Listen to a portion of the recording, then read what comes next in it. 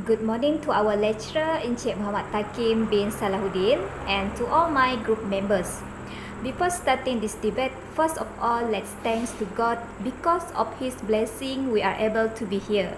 Before that, let me introduce my team. My name is Susanna binti Thomas Ujil, and my metric number is 269300. I am as a first speaker for our debate today. I will deliver the first proponent's agreement. There is my friend Muhammad Haikal bin Sibot as a second speaker. He will deliver the second proponent agreement.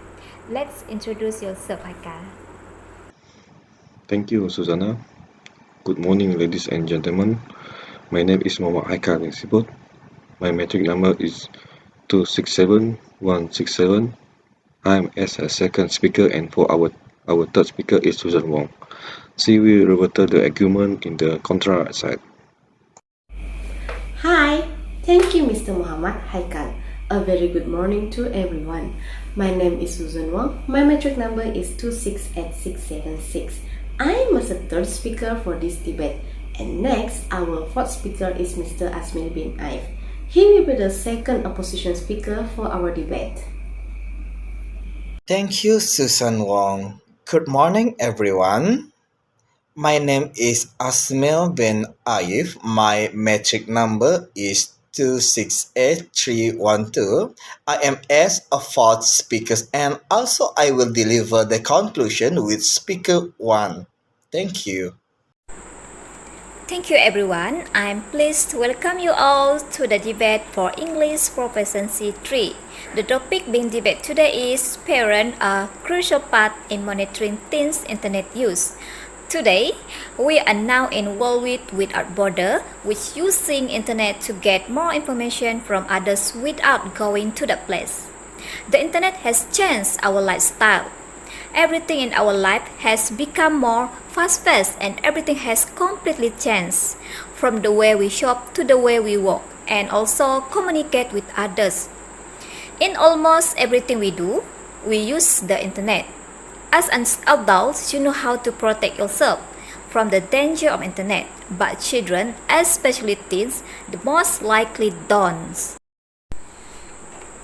So, the parent should monitor the teens' internet use, whether daily or once. This is because, first of all, I would like to state that the internet filled with unfiltered potential for teenagers to be exposed to harmful interaction. There is real potential a child online could become involved in relationship with people who pretend to be someone online that they are not in real life. Second, needless to say, the potential for negative interaction is based on the web. Parents are restricted on internet use at certain time. It is a great way to protect the teens from potential harmful online activities and encourage them to use their time appropriately. Teens are less likely to participate in unhealthy online behavior when someone else is present. I believe that parents control their teens' internet use by programs that provide parental control, can block websites, enforce time limit, monitor the website the child visits and the online conversation. Besides, follow the child's online account and tell them that you are monitoring their online activity to keep them safe. Thirdly, in my opinion, unlimited internet also allowed the teens to become unfocused with the study. Students cannot succeed in the study if we don't take action on the access to the internet. This is because many social media, for example like Facebook, Twitter, Instagram, TikTok, YouTube, become addicted for them. Many teens usually spend sleepless nights on social media without the knowledge of the parent. This can lead to lower academic performance. That's why parents play important role in monitoring the teens' internet use. So, how about others' opinion? May I know your opinion regarding this topic, Mr. Haikal? Do you agree parents are crucial part in monitoring teens' internet use? Yes, I strongly agree with you, Susanna. Besides that, the other advantages is intervene the risky situation. The appeal of many parental control solutions is that parents can see all the child online communication so that they can step in if they suspect something risky is happening. For example, a conversation with a predator or scammer. This can also be a good way to keep an eye on your child's emotional state and to immediately know if cyberbullying occurs. My next point is although it argues that internet use on social media can be beneficial for a teenager's social life and communication skills, it can lead to negative effects such as low self-esteem and depression, which is why it is important to limit the amount of time spent teenagers spend online. I'm sure that teens spend on average about 8 hours per day online. The implications of their activities for their health and well-being are significant. It's important to set the ground rules when you first give a smartphone to your teen, including that they will be monitored until they are old enough to understand responsibility and accountability. You can open up more further as the child demonstrates the ability to follow the rules, meet your expectations, and understand the consequences of unacceptable behavior. Be sure to have discussion about digital safety. I appreciate your point of view, Mr. Haikal, but not everyone agree that parents is the main role in monitoring teens' internet use. As parents, we should never routinely monitor what our kids are doing online. We shouldn't browse through social media accounts and read their text or email or monitor a child's phone. We shouldn't expect them to hand over the password to their online profiles and email accounts. Sounds crazy, right? Let me explain. I firmly believe that children need to learn how to manage their own online presence, what to say, share, download, upload, and what not to say, share, and upload. As parents, we have a duty to teach our kids how to be a good digital citizens, just like we are responsible for showing them how to behave appropriately offline. Relying on cyberspying is, in a way, an admission of failure. It's at least a failure of communication and certainly a failure of teaching. The reality is that most kids know a lot more about technology than their parents. They will find a way to hide their online activities if they are really motivated, and if they don't know how, Google is always here to help. Of course, as a parent for the only one child, I understand why parents want to monitor their children's online activity. The internet has its dark places, and we have all read media accounts of kids being victimized. My point is that by relying on cyberspying, we allow ourselves to do things that we would have never tolerated from our own parents. And yet, this is exactly what many parents want to do digitally and more if possible. The survey says it's quite common for parents to digitally snoop on their kids.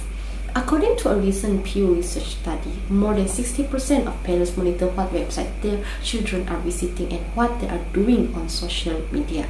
Another 35% of parents actually have the password to their kids' social media accounts. Just because you can doesn't mean you should. My point is to remind parents that they shouldn't blindly rely on any solution to keep their kids safe, rather they should play an active role. Other than that, these savvy children can get around them. As technology continues to advance, our children are more ideally placed to learn and adapt to these changes than we are. Since parental control are device or network dependent, many children now have enough technological knowledge to either that around or completely remove the parental control that have been installed. My next point is parental control solution that allow you to monitor your child conversation to identify online predator on the function if you act on it. This means that if you don't spot it, you cannot stop it. As parents are often, time for a lot can go unnoticed, especially when predator pose as innocent children. But I disagree with the point of both of you given. The purpose of parents monitoring teens' internet use because prevent unauthorized spending.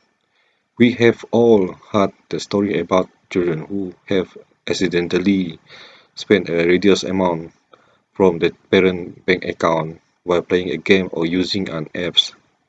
Therefore, a lot of parents use parental control to stop the children from making any purchase online without approval from the registered parent themselves. Yes, I'm sure you are right, Mr. Haikal. I agree with your point of view. The parent must play important role to monitor screen time and time spent online. It is undeniable that children today are spending more and more time online, with the COVID-19 lockdown only increasing the further. So it is understandable that another strong appeal of leading parental control solution is the fact that you can monitor and limit how much time your child spends online. Admittedly, some of parents feel one of the reasons for parents monitoring teens' internet use because prevent unauthorized spending. However, how closely should you inspect your teens' online lives? Unfortunately, there's no one-size-fits-all answers.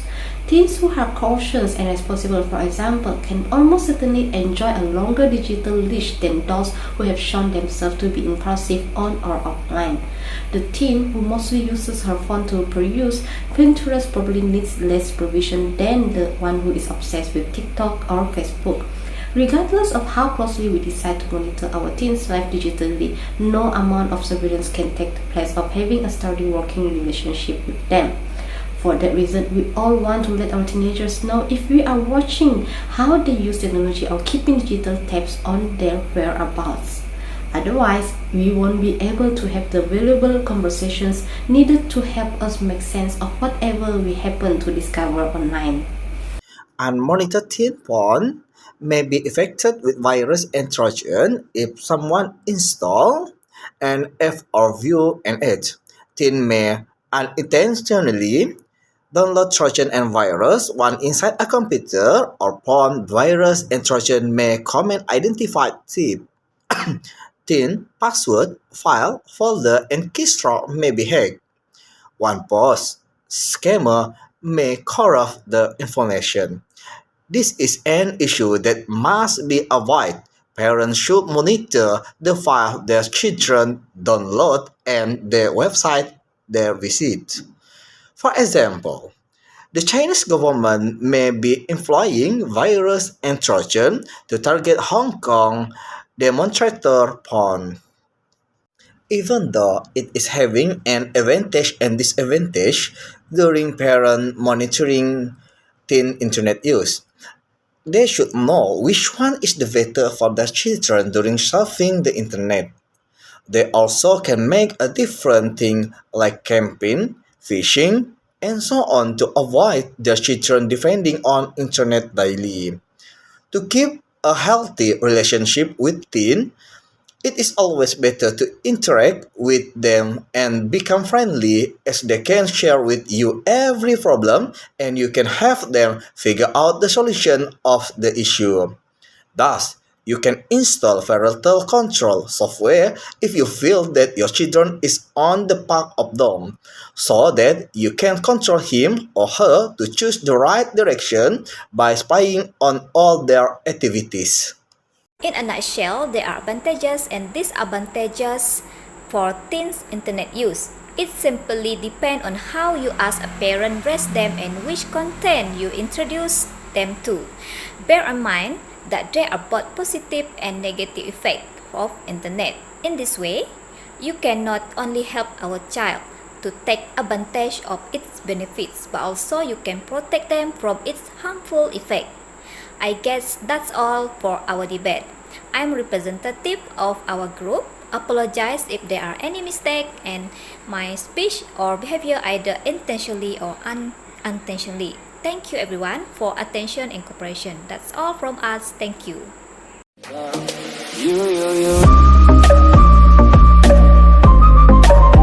California dream.